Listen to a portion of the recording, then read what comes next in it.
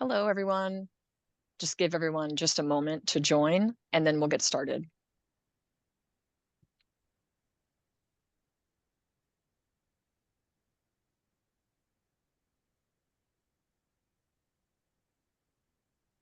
Hi, everyone. Thanks for joining.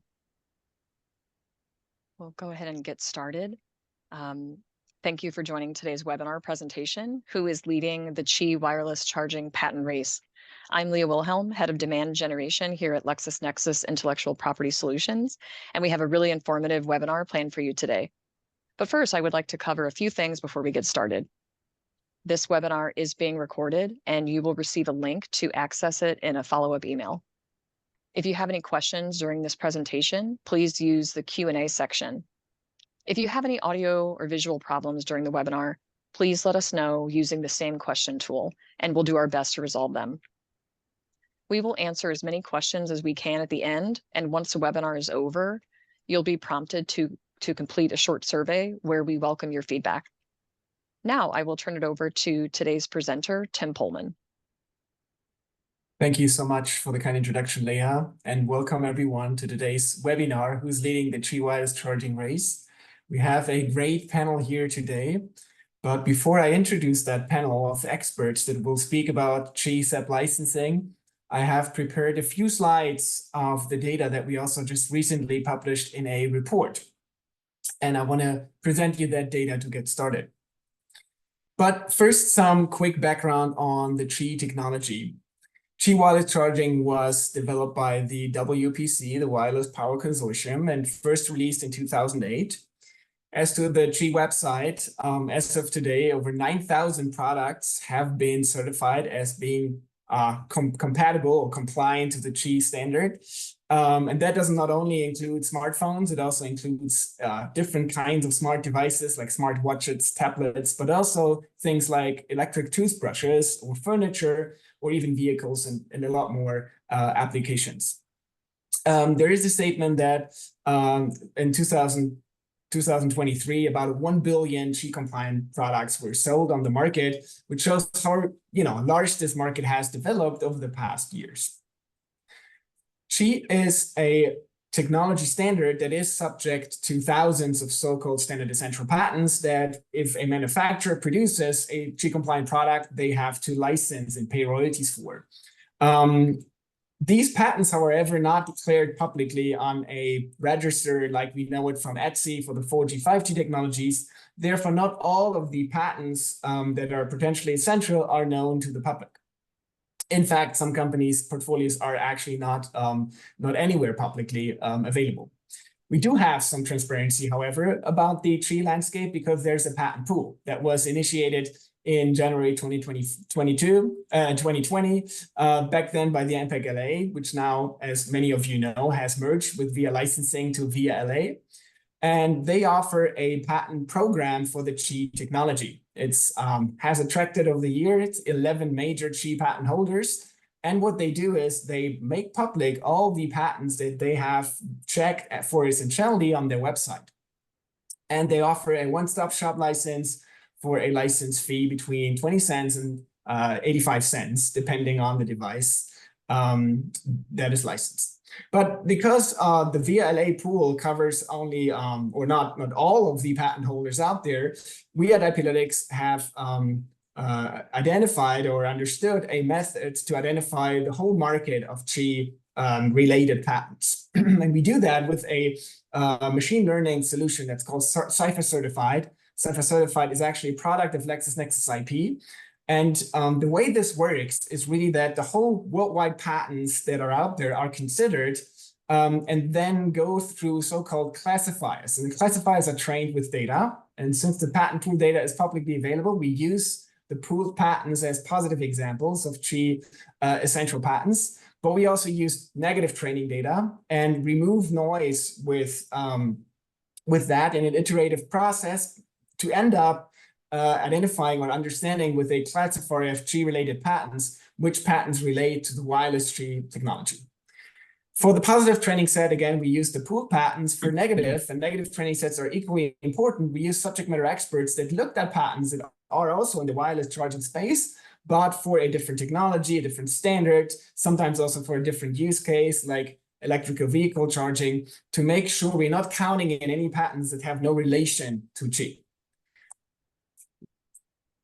The Qi-related landscape, however, is not a SEP landscape. I have to say that. We have identified over 3,500 patent families that are active as to January 31st in that report and analysis.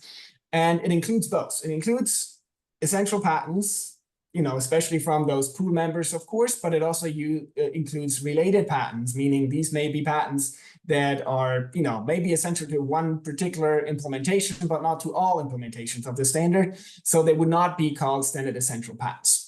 However, the solution we use, the AI, identifies patents that are related to the Qi technology and also uses a system that, to some extent, creates patents that are not standard essential, but evenly distributed among the portfolios to have some at least educated view on the portfolio sizes of the different companies.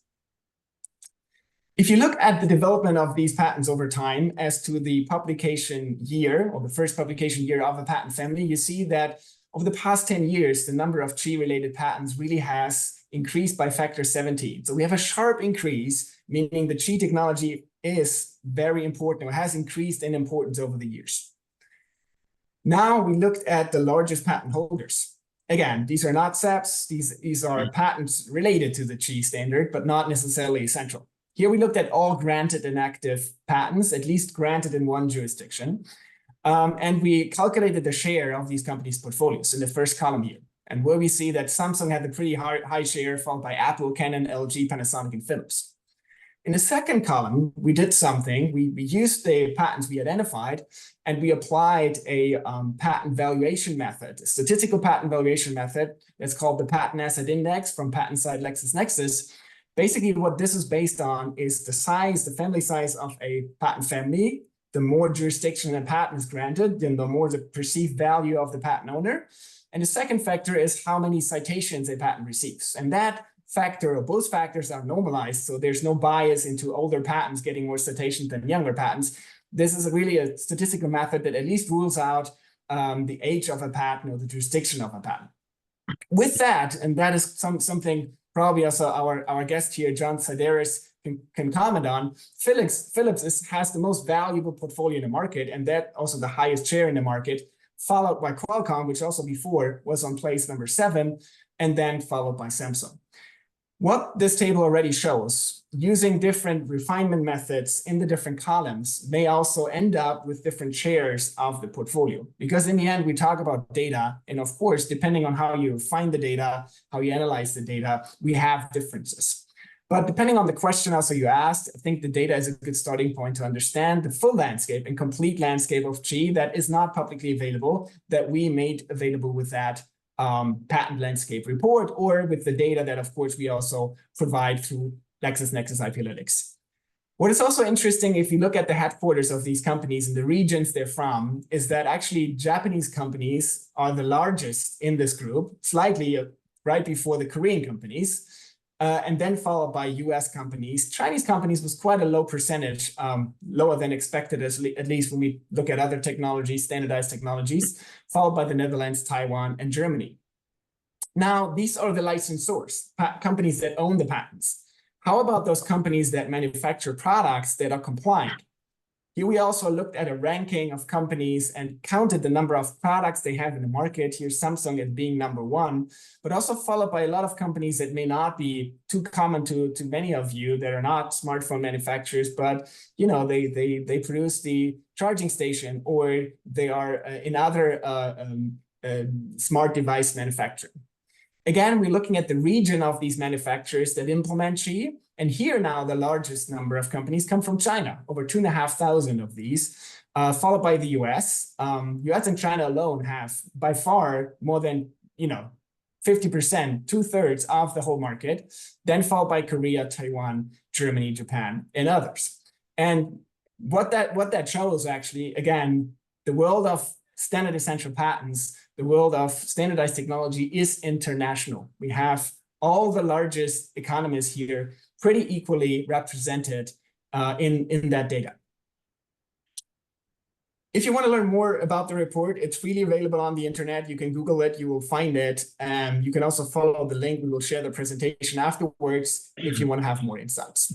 But now I'm super happy that I'm handing over to the experts that we invited for this webinar, that all are experts on Qi, on SEP licensing, on FRAND negotiations. And I'm also very happy that especially we have here John Sideris. As I just learned, I mean, we invited him, of course, because he's an expert, but he was really the man of the first hour when the Qi wireless program was initiated. So John, I would love to start with you. Would you please introduce yourself, give the audience some background on who you are, your past experience, and of course, we would love to learn, as you work for Philips, and Philips was one of the founders of the program that back then MPEG LA initiated, how that story is. How did it start? And why did Philips at the time thought that patent pools would be more beneficial than going out alone? Philips has a bilateral licensing program as well, but go through a pool program. Okay, yeah, thank you, Tim. And I just quickly first, thank you for inviting me, and I'm happy to be part of this esteemed panel to discuss Qi adoption and licensing. Just to quickly correct or add some nuance to your statement, I wasn't involved in the beginning of Qi formation. It was the Qi patent pool formation that I was very involved in. So as you said, Qi was a technology that started back in 2008. I'll give the audience a little bit of background on that so that there's context. It was an effort started by a US company called Fulton and Philips. They got together. Fulton was looking to do wireless charging for portable water purification devices. Philips had a background in induction charging for toothbrushes that they still use, and shavers. So those two companies brought those technical backgrounds together. Philips also brought a lot of experience and knowledge in forming open standards. And together they then recruited another 6 founding members of the WPC. And that they launched their first standard in 2010. And the most recent one was launched last year for the Qi 2.0 with several versions in between there. But okay, so that's the beginning of Philips's involvement. We have stayed heavily involved in the WPC, making contributions and also being on the board of directors to steer the governance of the WPC. It has grown from that early start in 2008 to today having over 600 members. Back in about 2018, 2019, we wanted to develop some licensing for the Qi patents that were out there. Philips is a very big supporter of patent pools. We prefer patent pool licensing because it's efficient. It's perceived as less aggressive, more balanced because everybody gets the same licensing deals. So myself, as you said, I was responsible for selecting the agent at that time, MPEG LA, but I also spent a lot of time talking to different members of the WPC who I thought would have standard essential patents to have them join in this pool effort. Some companies went through many months of discussion, but for commercial reasons decided to license their patents outside the pool. We ended up launching the pool with 4 members at that time so that we could launch quickly rather than wait for everyone else to come on board. And today, as you mentioned, we're 11 founders. I think I can pause there in terms of answering your question about the history and at least the pool history formation. Thank you, John. That's very insightful, and you've been one of the first in the Qi SEP licensing world to correct that. But I think it's great to have you here and hear more about that in the later discussion. Now let's go over to our next guest here, Benno Bühler, who is with Charles River Associates. Benno, it would be great if you could also introduce yourself. And I also do have a question for you, of course, directly. Qi is a proprietary standard. It's not a standard like 4G, 5G that is ratified by a national or supranational body, not by ISO or one of these formal bodies. Do you think that makes any difference with regards to the framework of licensing, the legal framework, but also other implications of that standard of being proprietary compared to a public standard or publicly ratified standard? And if you would think about Qi compared to a standard like 5G, where there's, I would say, little competition, does that has any influence on, when we think about SEP licensing, the SEP owners have a quasi-monopoly on the invention of the technology. As you're an economist, I would love to hear your thoughts about that. Yeah, thank you, Tim. And also thank you for having me today. It's really a pleasure. To introduce myself, I'm Vice President at Charles River Associates, as you already mentioned. I'm dealing broadly with, competition, antitrust issues, and specifically, I'm working on SEP licensing and on the intersection between antitrust and IP topics. And I've been quite active in the SEP arena over the past years. I'm supporting clients and courts as expert witness in court. I also support clients in SEP negotiations, and I also, authored a few policy reports on SEPs over the past years. Before coming to CRA, joining CRA 5 years ago, I was a senior member in the European Commission's chief economist team, and I was the expert on IP matters there, and was involved in a few landmark cases in the EU, like, for example, the Motorola and Samsung cases, which shaped the case law here in Europe. Having said that, let me turn to your two questions, and let me maybe start with the first one. You were mentioning that that there's of course a difference between the WPC and other standard developing organizations, as I would call them, like, for example, ETSI, like also others.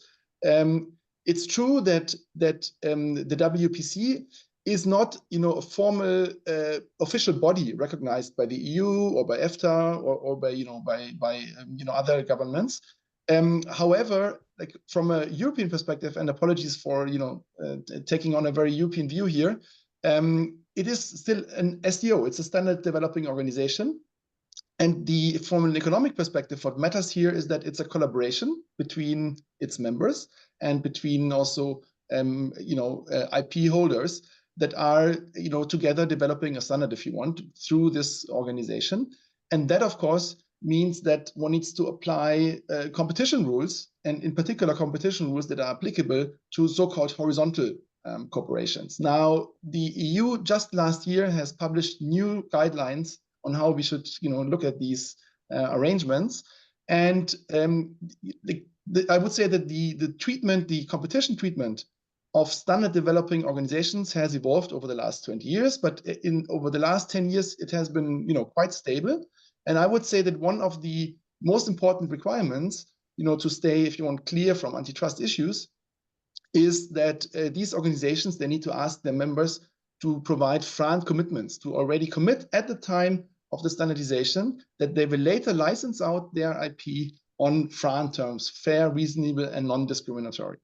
And if we look at in the internet, we see that this is also the case for the WPC. So there is a so-called IPR policy out there that is publicly accessible.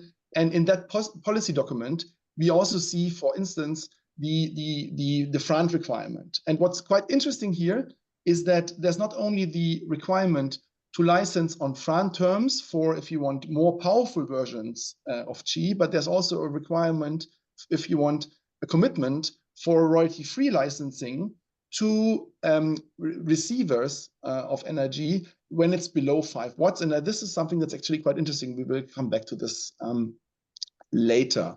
Now, so let me wrap on the first question, if you want. I would say in terms of FRAND licensing, SEP licensing, we are here in a pretty standard SEP licensing water, if you want, because there are FRAND commitments in place. These need to be respected, of course, and these are, of course, also very important when it comes later to the SEP valuation. Turning to your second question, differences between cellular standards in particular, and also Qi. Indeed, there are quite a few differences, and it's also again interesting to just summarize a few of them. Let me first start with alternative standards and alternative technologies. That's always very important from a valuation perspective, because if you want the valuation of SEPs often depends on the availability of alternative technologies and on the added value, on the incremental value over alternative technologies or standards. So that's very important. Now, if we look specifically on Qi, then my first observation is that another very standard technology is of course wired charging. So many of us use smartphones, and I have a smartphone that is Qi enabled, but I've never used it with Qi, I confess. So to say, I will try after this webinar, but so far I haven't. And so I haven't yet, if you want, benefited from the value from Qi, although I'm using my smartphone every day, of course. Now, if we turn to wireless charging technologies, there's also a few alternatives out there. Let me just mention a few. Very important is proprietary standard or proprietary solutions. We will probably discuss later that many OEMs are using proprietary solutions, particularly when it comes to higher powered solutions. So if we exceed the 5 watts. And one technology which is quite interesting is MagSafe, which was developed by Apple, and which will play a major role actually also for Qi, because of course if you in some sense, if you want, Qi 2.0 is incorporating MagSafe to a great extent. Now there's also other standards: bipower, air fuel, open dots, just to mention a few. Of course, they are also constraining the Qi standards. And if you want, this of course sets the scene. So to me, if I look at receivers, at devices that are charged via wireless charging, then it's really an add-on. There's always the alternative for wire charging, at least nowadays, where wireless charging is not yet very common. And that, of course, is a very important factor, that if you want, reduces the value of Qi. So Qi needs to be valued like an add-on that is not driving the receiver's value. Now, things on the transmitter side, if you want, on the charger side, looks a bit different, because of course these chargers, they are built specifically for wireless charging. So there, if you want, the economics are slightly different. But what's also quite interesting is that if we look at the volumes and also at the rates, we will come to that later, we will see that the bulk of the volumes is on the receiver side. So that's, for example, the smartphones that are out there, for which Qi is an added value, if you want, just an added feature, not really core in driving the value.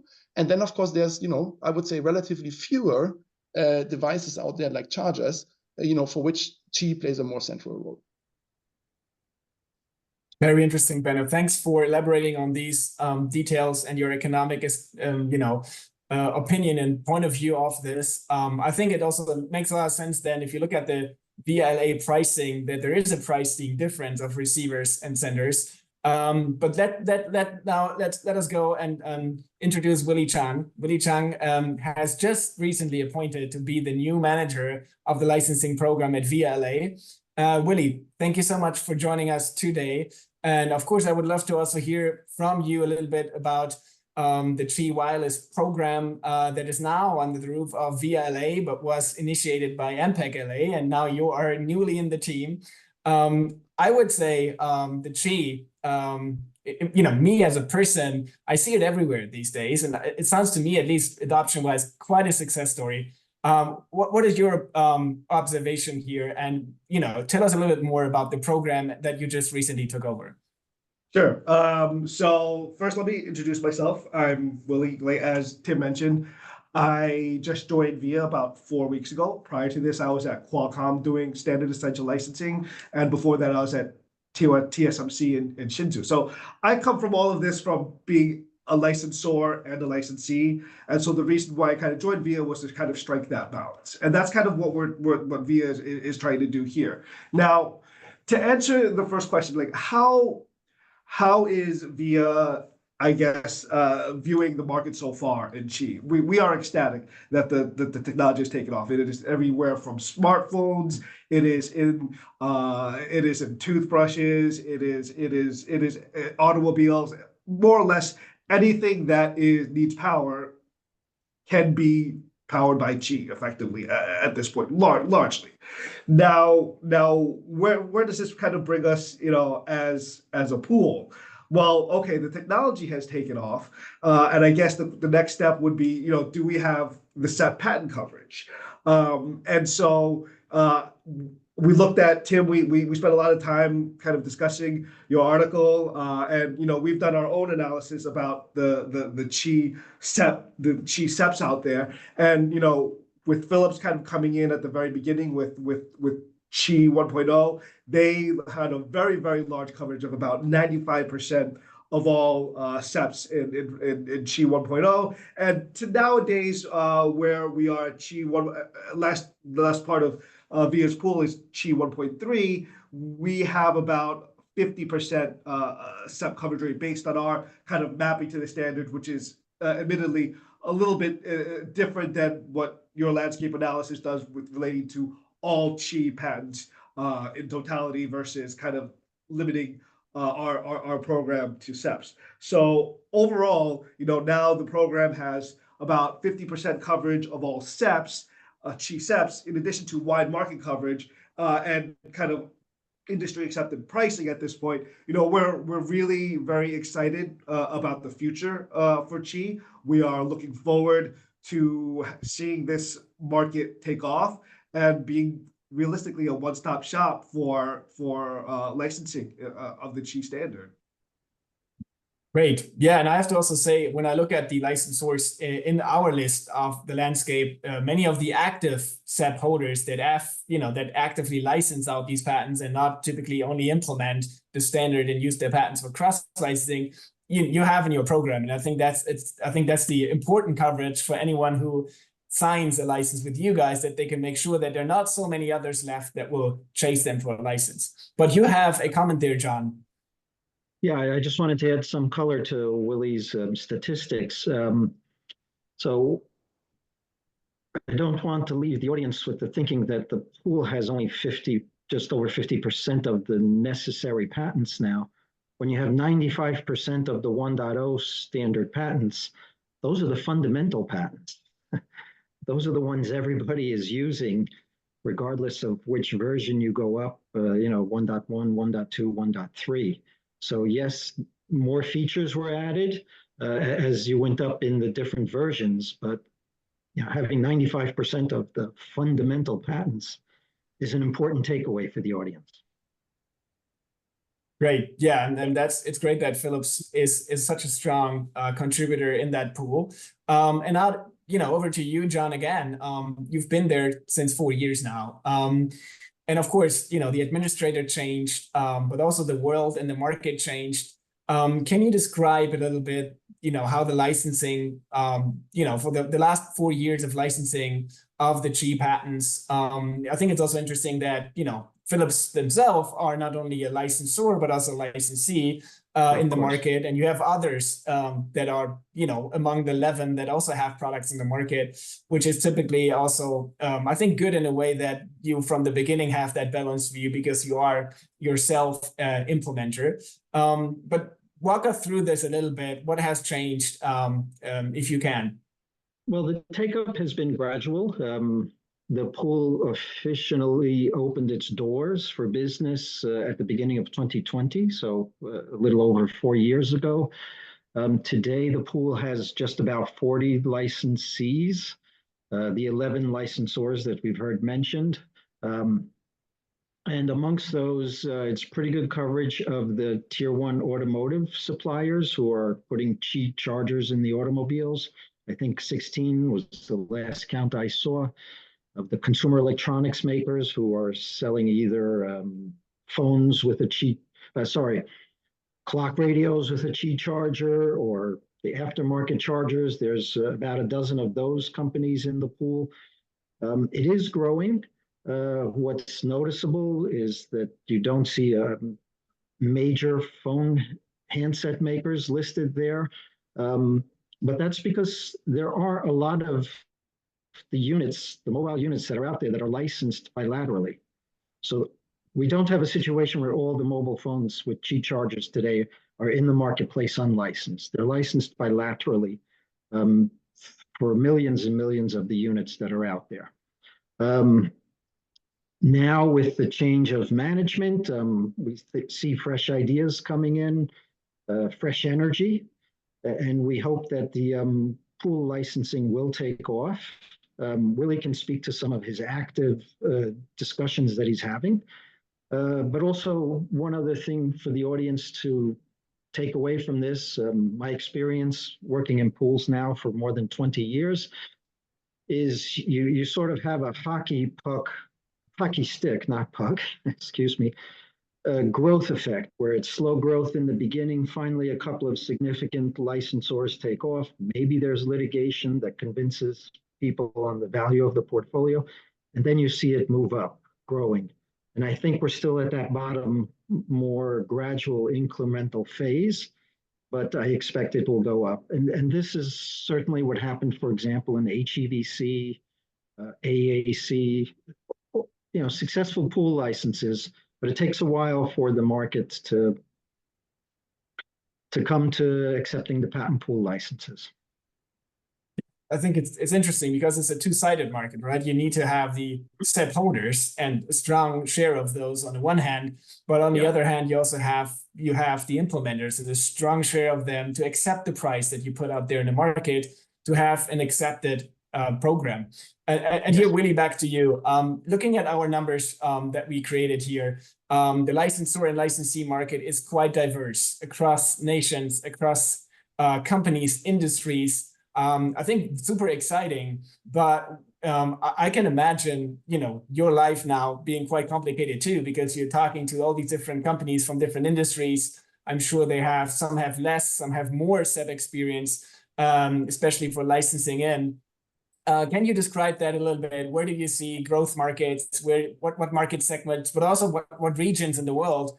We've seen a huge implementer market in China, but also Korea, lots of Asian markets in there. But then it's all international at the very end, right? So do you have to travel a lot for that? What can we expect from licensing coming up? Yeah, so I haven't traveled yet, but I will be coming up very shortly. We're excited. The market has grown. It's in so many, kind of what I described before. It's in so many different markets right now.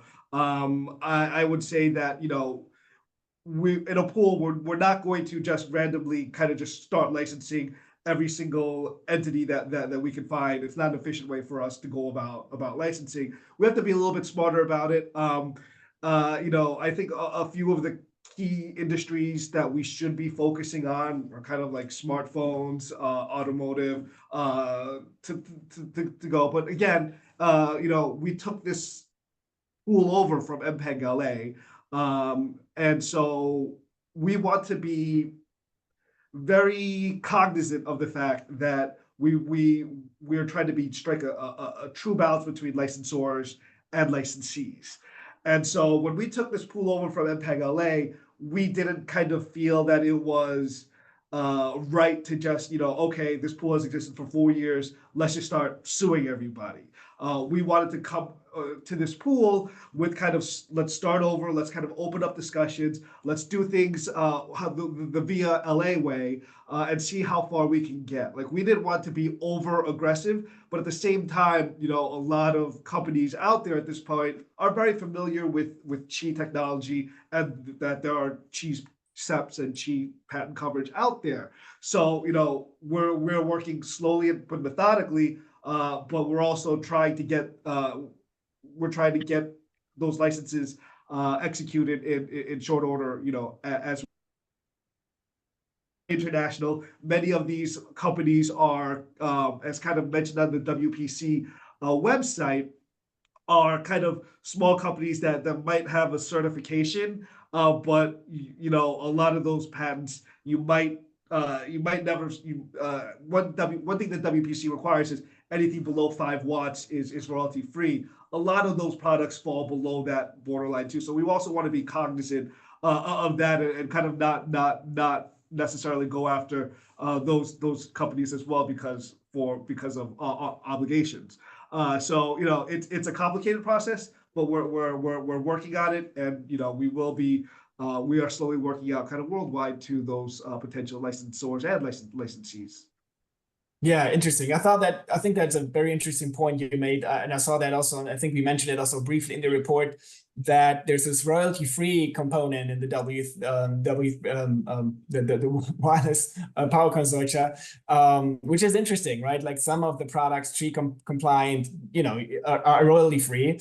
On the other hand, I have to say, as a user, and Benno, I use Qi wireless charging quite a lot, but I'm not always happy yet about the experience. But because it really depends on the device that is charging, and I had one that wasn't functioning well. I don't know if it was licensed even, but maybe because of the voltage was not strong enough. So I think it's an interesting point that you leave that market open for royalty free, but then the devices that actually work, and I think if usage yet is only at 25%, there's also some more potential to have it at more than 50% of the Qi wireless phones or devices that actually are charged with Qi wireless, right?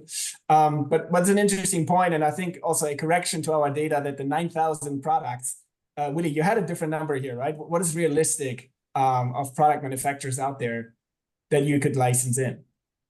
We couldn't, I think the number was that we couldn't identify more than 100 viable target licensees. I think that was, and mainly focus on about 30 of them. Okay, interesting. New ones from which we signed up for. Interesting. Very good. Thanks, Willy. Now to you, Benno, you had a comment there?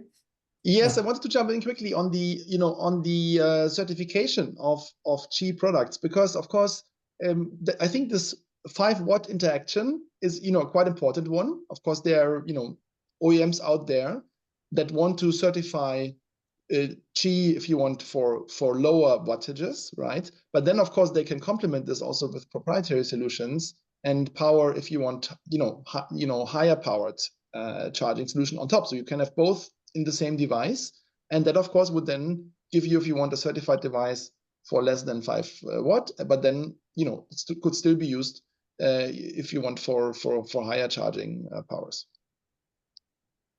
Okay, no, that's an interesting comment. Thank you, Benno. And also here, Benno, I would love to hear your opinion. You're an economist, I think, economically speaking, or with the. I think John has also a comment on that. I just You're also an economist. To put a nuance to your comments, Benno. Yes, you can charge below 5 watts for Qi and then charge in a proprietary algorithm above Qi. But the pledge that was made for that 5-watt waiver is that it's for devices that are not capable of charging above 5 watts. So you can be charging above 5 watts in a proprietary algorithm, but that part is not covered by the royalty-free waiver. It's a nuance, but it's, I just want to correct it for the record, not to debate it. Okay, but that's interesting. That's an interesting part in it, in that IPR policy here. Yes. But more to general topics here for you, Benno. Patent pools. I think quite straightforward. We know the positive effects, transaction costs, these kind of things. What is your opinion as an economist, but also what's your experience with like years of FRAND and SEP licensing experience with pools? What are the pros and cons here that come up to your mind? Yeah, of course. I mean, pools are efficiency enhancing. You mentioned it already, Tim. So that's of course very important. It's a one-stop shop to get licensed to all of the pools members. So that's of course good. We also observe, and I mean, I think this also applies to VIA in some respects, that often pools are more transparent than individual licensors. Of course, each and every SEP holder could put on the internet a roster of rates and the SEPs that they deem essential to a given standard. Some do it, but very, very few, unfortunately, only. And in that sense, if you want, from a licensing perspective, it's always easier to work with pools where you have already a starting point. You mentioned also for example, the patent list that VIA puts online. Here we are, if you want, there are blanket declarations also out there, and there is not a declaration database, if you want, like similar to Etsy. So here, of course, having the list and having the whole stack, if you want, is particularly useful. I mean, you now did an analysis that covers SEPs and non-SEPs.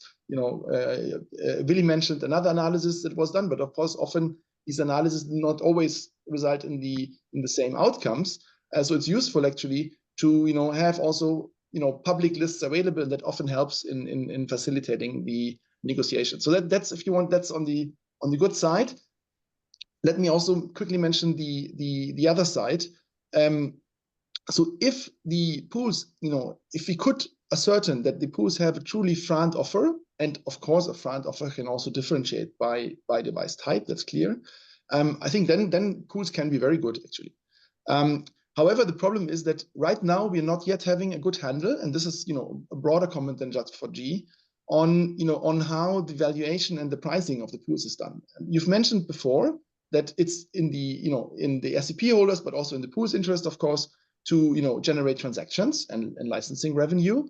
And this of course requires, if you want, that you find a licensee that is willing to license at the advertised rates.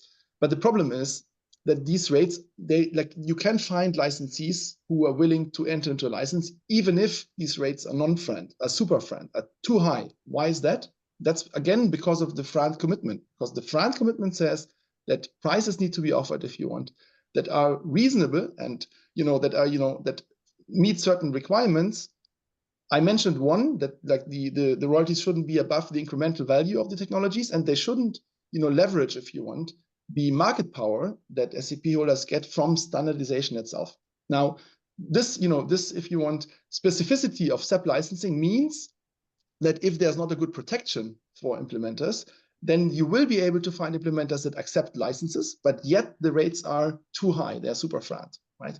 And that is something that is, that's a serious problem actually for SEP licensing.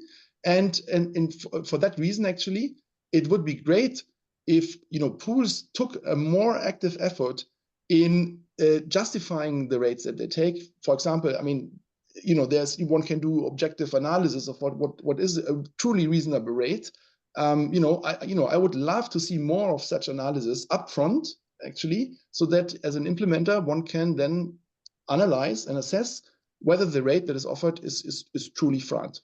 And I should say that, of course, to make these assessments, it's also very important to have the right information. And pattern list, essentiality are useful ingredients. But that's why, to me, these two dimensions are complementary. So it's important to have all the information there, the transparency, if you want, on what is licensed, and then also ideally a good analysis that the offered rates are truly front. Interesting comment. Do you have a comment on this, John, or?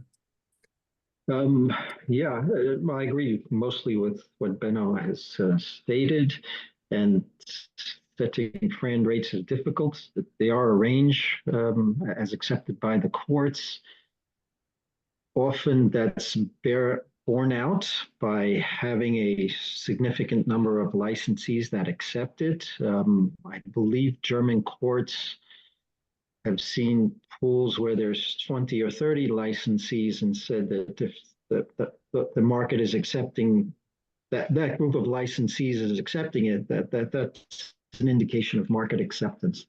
In the case of this pool, during the formation, I myself went to the WPC chairman at that time, Benno, and said, here's where the numbers are coalescing around. You having been in the WPC since its inception, and this was now 10 years on, what kind of reaction do you think the members would have to these numbers? And he got back to me a few days later and said the numbers are okay. Those are the numbers you see today posted on the VIA website. One other anecdotal piece of evidence was a year ago, just about, there was some debates going on in the WPC about IPR policy, and one of the MPEG, it was at that time MPEG LA licensees contacted me and said, I don't understand this debate. I'm a licensee. I find those rates to be frand. And for me, in my 25 years of licensing, it's the first time I ever heard that. So, we tried to set rates that are acceptable, and there is a little bit of anecdotal evidence, plus 40 licensees that show we're in the right range. Great, thanks for the comment, John. Yep. You, Willy. I'd like to comment here, yeah. So at a high level, I would say that, VIA as a licensing administrator, doesn't have any objection to, determining what friend is, doing analyses, stack analyses, determining, defending the royalty rate. No, like any that should be true whether it's in a pool or bilateral kind of negotiations.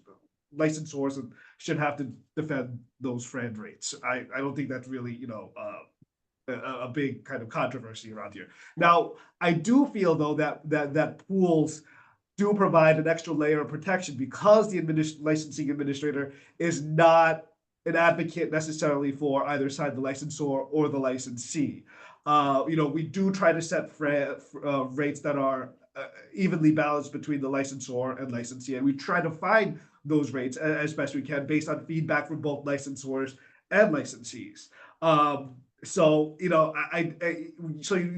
When you have pools, you don't have this wild divergence of royalty rates as you see in other industries bilaterally. So, like for example, in cellular SEPs, large divergence in royalties, right? So I do feel pools do provide an extra layer of protection and a layer of comfort for friendness, so to speak. And going back to something that I think John commented on slightly, but I also want to hear from you, Willy, on the handset manufacturers, the Apples, Samsungs, Oppos, Xiaomis of this world, who we can all agree sell most of the products that are Qi compliant that are not yet taken a license. We hear that there's also some bilateral license, so they're not all unlicensed, but still, I learned that you still want to make them part of the pool, right? Can you explain here a little bit why that is challenging? Of course, they have maybe different market power here. Is that also only about the price? Any comment here? No, I mean, with respect to the smartphone industry, this kind of goes back. There's two reasons. It goes back to us taking the pool over from MPEG LA and wanting to give licensees an ample opportunity to discuss with us for us to discuss rates and what's proper, the right way to go about doing things. And we are in ongoing discussions. So with major smartphone manufacturers. Now, the other flip side of that is that there are probably the key manufacturer of Qi technology, the smartphone realm. A lot of other smartphone manufacturers are looking toward before they take that leap, they want to see what such smartphone manufacturer does.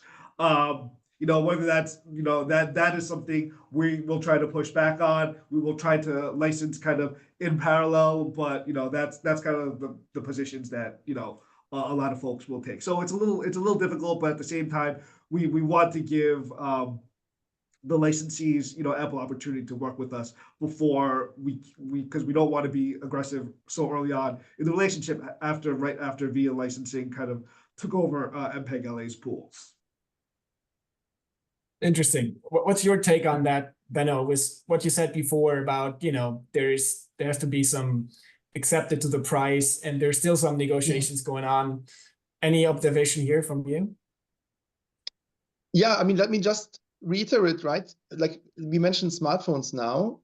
Again, if we compare, for smartphones specifically, the importance of different standards, then, I would say actually for me, it's very important to, to have cellular functionality. It's very important to use Wi-Fi and Qi I haven't used yet.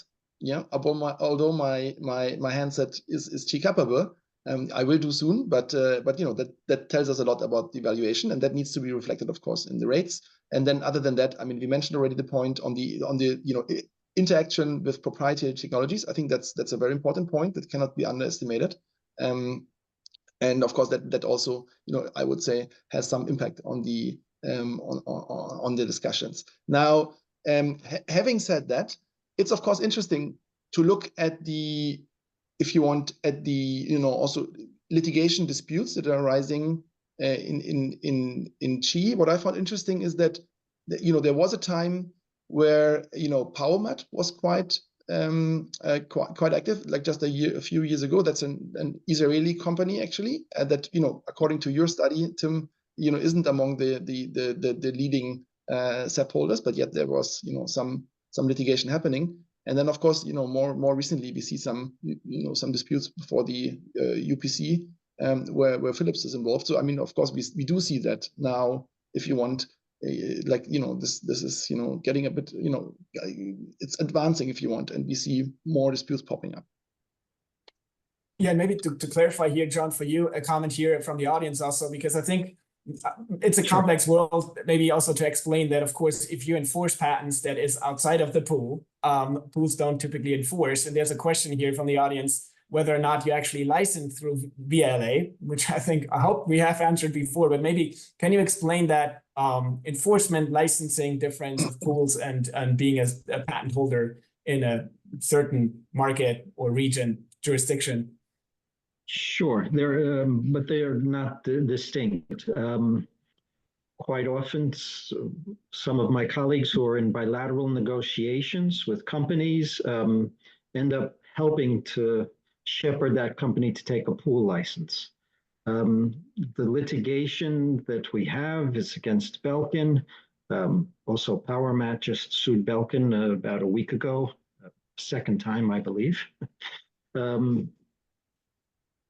Yeah, what we would like is that Belkin would end up taking a pool license. But if they prefer, for whatever commercial reasons, to go the bilateral route, then we are going to give them a FRAND license bilaterally. This is the way it usually works. The company and the defendant makes a conscious decision at that point.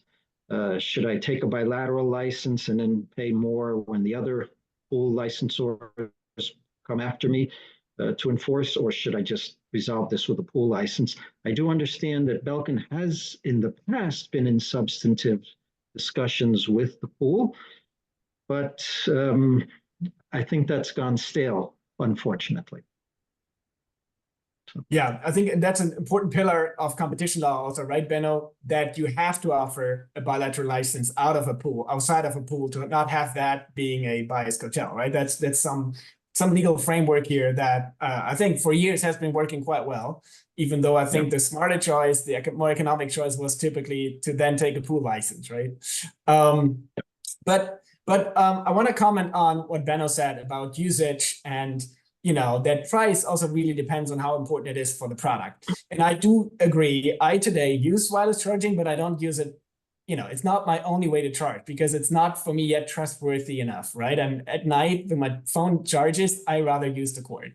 However, when I think about it, if every furniture, every car, anything where you can place your phone on, even laptops or other things include wireless charging, I can see a world in the near future without cords and cables, right? And then it may become a much more important technology for that product, especially now with the next version, Qi 2.0, where there's some more technology in there, and I think some advancements. So, John, what is your thought on the future, next 5 years? You think in 5 years we have all wireless charging everywhere, and cords and cables are historic, and our kids will not remember them? Yeah, sure. I think the addition of MagSafe to the MPP profile, magnetic power profile, in 2.0 of the Qi standard is a good addition to the technology. What we understand is that at least 500 products are now either certified or in the certification process since the standard was published a few months ago through the internal publication of just to the WPC members. So you see a wide adoption. They are already working on the version 2.1 and 2.2 that hopefully includes Panasonic's technology for moving coils. That's being discussed. Samsung is working on Qi to work for their phones, so it's not just an iPhone benefit. And so what you're seeing is a lot of innovation being pumped into the WPC now because of this addition. So we think it's very good. From an end user standpoint, yes, what you mentioned, Tim, you charge your phone at night by wire, but other people put their phones, they think the phone is lined up on the charger and they wake up with 30% charge. So MagSafe solves that annoyance problem. It's also great in automobiles. So that, you stick your phone to the magnetic charger, it's not bouncing around as you drive. So very convenient. It also solves some problems for the phone manufacturers themselves, because being able to seal that port and go wireless completely takes away a big number of the returns and the defects and the problems when somebody drops their phone in some water. So that sealing of the phone, in which you see the market leader Apple going, you don't have a plug for your earphones anymore, it's wireless. They can close that up. They can really make phones even more reliable as to the end user experience. So I see the adoption, certainly going in that direction. It has the benefits. The other thing about the MPP profile is, because you align the two pieces together, the receiver and the transmitter, better, you can transmit at higher charging rates and therefore faster charging, which is another convenience that end users will appreciate. And not to mention the safety features, that you don't have some foreign object that gets stuck between the receiver and the transmitter.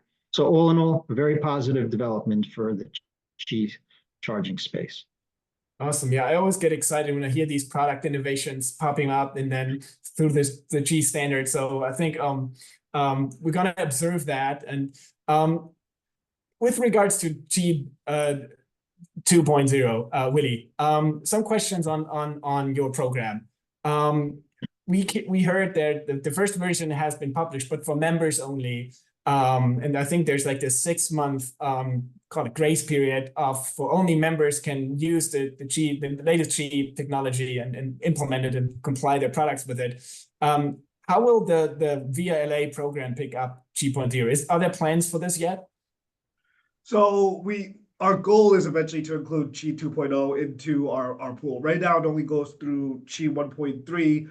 The reason for that is for the reason that you just mentioned, in that the Qi 2.0 is not public yet, and that standard is only available to certain members. So we have tried to kind of get the pool to vote to add Qi 2.0 into the pool, but without being able to disclose the standards to them, it kind of creates a problem in that they don't know what they have, and so they don't know what they're committing to the pool yet. The good news is, so right now it's not in the pool. The good news is that by June, WPC has indicated that they are going to be publicly releasing Qi 2.0, and at that point, VIA should be able to, I guess, go through a more thorough analysis and raise the issue to the pool once they have the specifications to analyze. And so I personally, that's the goal of VIA. I think it makes sense for the program overall. And I think in June we'll have a better, we'll know more. And looking at the history of VIA's licensing programs, typically when a new version comes, not necessarily the rates increase. Is that going to be the same now, or is that not decided yet? We can't make that decision without the input from the licensors, but I would say that historically they have not changed. I think overall, as markets as the markets get bigger, more cheap products are being sold. I mean, I think licensors' revenue shares can grow, will often grow that way. So, but again, can't make any commitment to that. But historically, we haven't. Let's say VLA is not increasing the rates. Qi 2.0 is a full market success, and right now I think 26% of the smartphone users charge wirelessly. Let's say it goes up to 60%, 70%. Benno, any comments on that increased usage? It's tough, right? You set a price now, but then the future may look very different in terms of usage and value to the product, especially when the new version is of more features. Any comments on that, or is that exactly the challenge with pricing? that we cannot foresee the Absolutely. future? I mean, of course, yeah, of course. I mean, the value of a standard can change, and of course, better version of the standard can have a higher value compared to an inferior version of a standard. I mean, that is totally clear, and it's also good to see that Qi is improving and that there are new features being added to the standards. But yet, we mentioned before, wired charging. True, could be that we sooner live in a world where we are not using wired charging a lot. But let's not forget that, again, the value, we always need to be cognizant of the alternative technologies. Even if we are not using them anymore or using them to a lesser degree, then they are still good alternatives, and that still plays a big role in valuation. And that brings me again to my earlier comment. Now that we are with 2.0, then of course, Willy, there's a question. I mean, you mentioned that you will confer with the pool members. I haven't heard well, I heard a few comments by John about feedback from licensees. Let's put it like this. But what would be great, of course, is to do a serious attempt on France valuation and come out with a solid white paper, if you want, that that explains how the royalty rates are derived and why they are France. I think Willy is going to change his office because we're at the hour. John, you want to comment on that quickly until Willy's back? Yeah, I think what Benno has said is interesting. In terms of a white paper, I have seen other pools produce them, so that's more the task that a pool might take on. As I say, so far, the only time in my career I've ever heard a licensee come and voluntarily say he thought a pool rate was friend was in this pool. So. Yeah, but nevertheless, pools are sensitive to profit margin issues. The pool sets a rate that takes into account future growth, additional patents. The pool rate was set with 4 members. There are now the portfolios of 11. The rates didn't go up. So the reasonableness is there. It's just a question now of the market reacting to that. Very good. I think we heard great comments here today. Thanks to our expert speakers. We are up the hour, but I still want to give every one of you speakers your final statement. Please have it below 1 minute. What do you want our audience of today to keep remembering? Starting with you, Willy. Okay, so I'm going to do my VIA plug. Qi technology is here. It's widespread. We have a 50% stack. I think it's a best one-stop shop to get a FRAND license at this point. And yeah, we look forward to working with you. That's 15-second stops. Very good. Thank you, Willy. Benno. So, I would again caution that it's very important that pools like the VIA pool set, truly FRAND rates. I mean, we heard today that there's, very different use cases that entail also different values. And of course, then the rates need to be, commensurate. And, in terms of existing licensees, we have seen a few licensees of, very certain use cases, but we have not seen licensees of other use cases. So to me, of course, there's still the big question out what, a reasonable royalty rate is. And then that is certainly something that I hope we will learn in the coming months and years. Very good. Thank you, Benno. John. Okay, yeah, thank you. Yeah, I guess I would just leave with let's say the ask that the mobile makers sit longer at the table and engage in substantive back and forth negotiations. I think not enough of them are engaging with the pool. They're taking we're going to see what the leader does attitude and don't talk to us until then, which to me is not FRAND, because FRAND is a two-way street. There is the offer side that the patent owners make in order to get the return on investment for their intellectual property, but there needs to be a corresponding good faith negotiation by the implementer side, and we're not seeing it in enough cases. Very good. Thank you so much for all your comments. Thank you for taking the time. I think that was a really interesting discussion we had here. This whole session was recorded. Also, the slide will be made available to the audience. I can tell you also that next week we have a much more educational webinar prepared where we go into more details of how we created the patent landscape and also, of course, limitations of that landscape, but also reasons to look at it and the way you can look at it. So if you're interested, you can join us again next week. But let me thank all the great speakers here for a fruitful discussion, and I hope to see you soon at some other webinar or event. Thank you so much. Have a good day. Goodbye. Thank you. Thanks for Thank having you. me. Bye. Goodbye, everyone. It was a pleasure.